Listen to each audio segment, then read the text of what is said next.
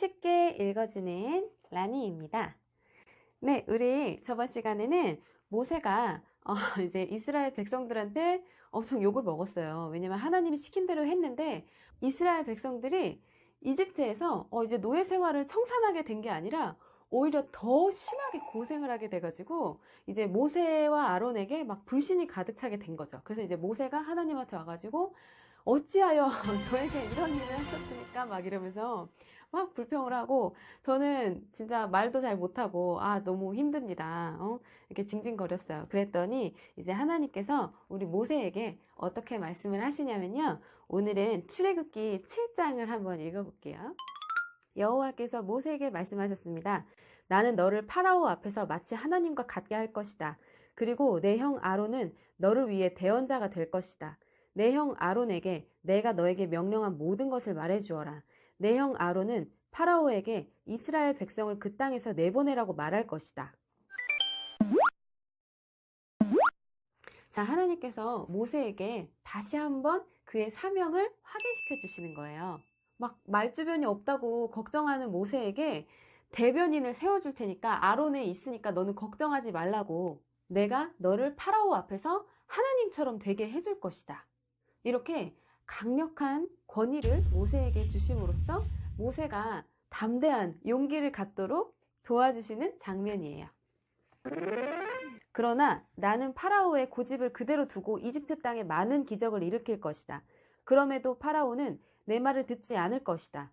그때에 내가 더 큰 능력으로 이집트에 무서운 벌을 내리고, 그런 다음에 내 백성 이스라엘을 각 무리대로 이집트 땅에서 인도해 낼 것이다.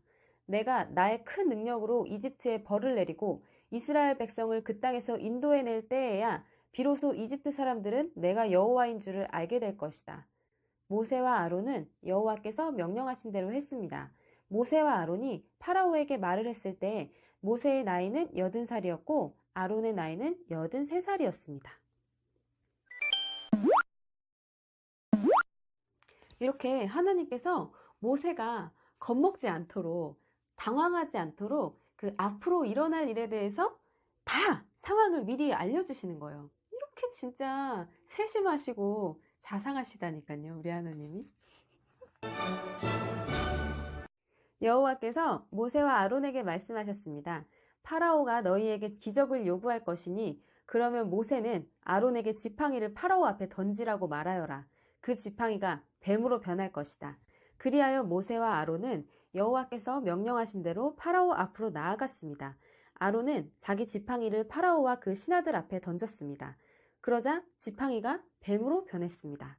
그때 파라오도 자기의 지혜로운 자들과 마술사들을 불렀습니다. 이집트의 마술사들도 마술을 부려 똑같은 일을 했습니다. 그들이 자기 지팡이를 땅에 던지자 그 지팡이들이 뱀으로 변했습니다. 하지만 아론의 지팡이가 그 뱀들을 잡아먹었습니다.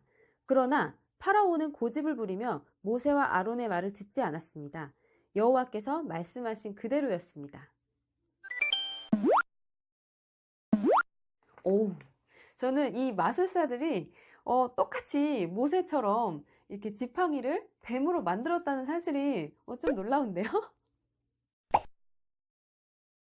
그치만 그 사람들은 다 이미테이션 짝퉁이잖아요. 진짜 오리지널 원조는 우리 하나님이시고, 그래서 짝퉁 뱀들은 다 잡아먹혔대잖아요. 그치만 파라오는 굉장히 교만한 캐릭터였기 때문에 그런 모습을 보고도 눈 하나 깜짝하지 않아요. 여호와께서 모세에게 말씀하셨습니다. 파라오는 고집이 세서 백성을 내보내려 하지 않는다. 아침에 파라오가 나일강으로 나올 것이니 너는 가서 강가에서 그를 만나라. 뱀으로 변했던 지팡이를 가지고 가거라. 그에게 이렇게 말하여라. 히브리 사람들의 하나님 여호와께서 나를 왕에게 보내셨습니다. 주님께서 내 백성을 광야로 보내서 나를 예배할 수 있게 하라고 말씀하셨지만 지금까지 왕은 이 말씀을 듣지 않았습니다. 그러므로 여호와께서 이 일로 그분이 여호와라는 것을 왕에게 알게 할 것이라고 말씀하십니다. 보십시오. 내 손에 있는 이 지팡이로 내가 나일강에 물을 치겠습니다. 그러면 나일강이 피로 변할 것입니다. 강의 물고기들은 죽고 강물에서는 냄새가 나서 이집트 사람들이 나일강의 물을 먹지 못하게 될 것입니다. 여호와께서 모세에게 말씀하셨습니다. 아론에게 지팡이를 들어 이집트의 모든 강과 운하와 연못과 늪을 향해 손을 뻗으라고 하여라. 이집트 모든 땅의 물이 변하여 피가 될 것이다. 나무 그릇이나 돌 항아리에 있는 물까지도 피로 변할 것이다. 자, 이제 여기서 첫 번째 재앙이 나옵니다. 바로 물이 피로 변하는 재앙인데요. 첫 번째 타겟이 나일강이었어요.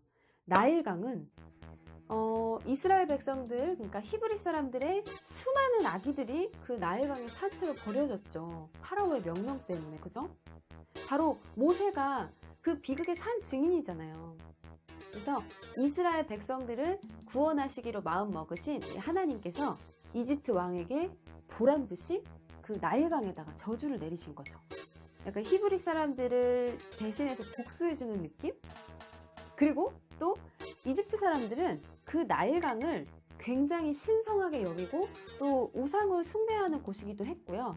모든 복의 근원이자 약간 생명의 원천이라고 생각했대요. 그래서 이 파라오가 아침에 나일강에를 간 이유도 이 나일강을 신으로 섬기는 종교의식을 행하기 위해서 가는 거라고 해요. 그래서 하나님께서는 이 파라오가 아침마다 나일강가로 나오시는 거를 아시고서는 미리 거기다가 모세를 투입을 시키신 거죠.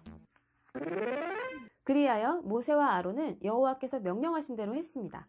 아론은 지팡이를 들어 파라오와 그 신하들이 보는 앞에서 나일강에 물을 쳤습니다. 그러자 나일강의 물이 모두 피로 변했습니다. 나일강의 물고기들이 죽고 강에서 냄새가 나기 시작했습니다. 그래서 이집트 사람들은 그 물을 마실 수가 없었습니다. 이집트 모든 땅이 피로 가득 찼습니다. 이집트의 마술사들도 마술을 부려 똑같은 일을 했습니다. 그러자 파라오는 더욱 고집스러워져서 모세와 아론의 말을 듣지 않았습니다. 모든 일이 여호와께서 말씀하신 대로 일어났습니다. 파라오가 몸을 돌이켜 왕궁으로 돌아갔습니다. 그는 모세와 아론이 한 일을 무시해버렸습니다. 이집트 사람들은 나일강의 물을 마실 수가 없었습니다. 그래서 모든 이집트 사람들은 마실 물을 얻기 위해 나일 강가에 우물을 팠습니다. 여호와께서 나일강의 물을 피로 변하게 하신 지 7일이 지났습니다. 네, 오늘 7장 내용 여기까지예요. 여기서 하나님이 파라오의 고집을 그대로 두고 계속해서 이제 이 땅에 기적을 일으키시려고 하시는 이유는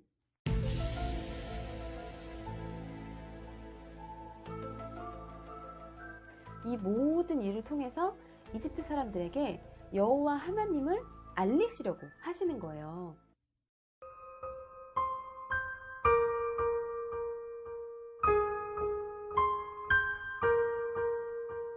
이집트는 이때 당시에 다신론 국가였기 때문에, 그러니까 쉽게 말하면 우상숭배의 거의 끝판왕인 거죠.